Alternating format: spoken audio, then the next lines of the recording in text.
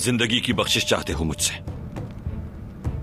तो जो जानते हो वो सब कुछ सच सच बता दो मुझे। बताओ। उराल, सब कुछ उसकी हिर्स की वजह से हुआ। वो शुरू से ही आपका दुश्मन है।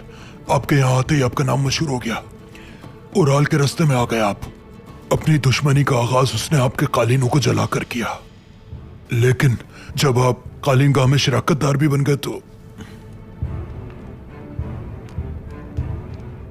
क्या?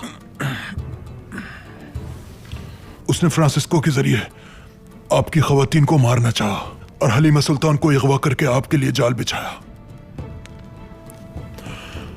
वो जानता था कि असलिहान खातून भी काफिले में शामिल होंगी।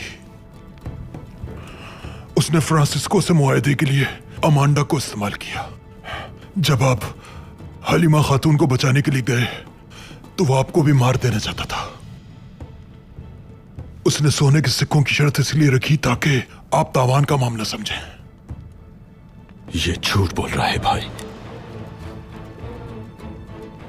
तो फिर क्यों उराल ने मेरे साथ उस हमले में शामिल होकर फ्रांसिस्को को मौत के घाट क्यों उतारा?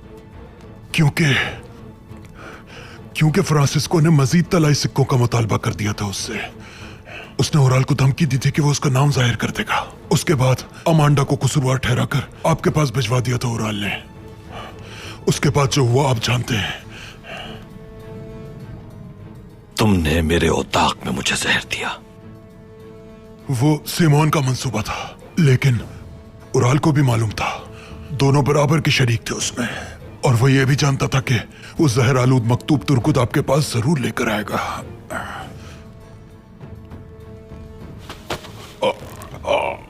मालूम मकरू इंसान, मेरे भाई को मेरे हाथों जहर दिलवाया। सिमोन ने तुम पर भरोसा किया था। तुम्हारी गद्दारी का जानकर उसने तुमसे इंतकाम लेना चाहा था।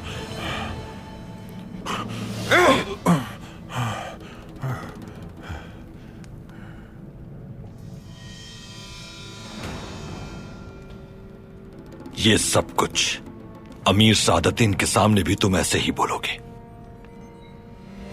समझ गए तुम? समझ गया, बिल्कुल समझ गया।